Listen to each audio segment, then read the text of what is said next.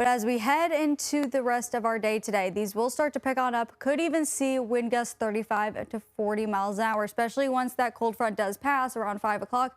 Gusty showers possible out of the northwest.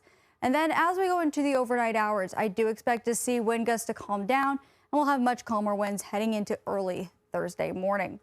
Now that chance of rain, it's going to be really quick into the afternoon. Very low chance, even a 0% chance closer to that as we head into the early afternoon. But then they'll spike up right around 5, 6 o'clock, then right back down heading on into the evening hours and overnight. And I'll walk you through that here with Future Tracker. So there's those clouds moving on in, but then there's those scattered showers, the light rain showers moving on through with that cold front passing. But then by 7 o'clock, very low chance of scattered showers. One more quick round of a quick isolated shower. Then by 10 o'clock, mostly clear conditions, low 40s. We'll have those temperatures cooling right back down overnight into the 30s as we're waking up for Thursday morning.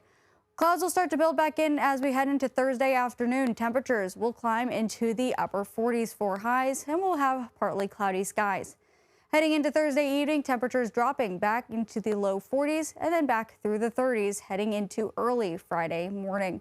And then as we go into tonight, again, a very small rain chance, but that's mostly going to just be on the early end.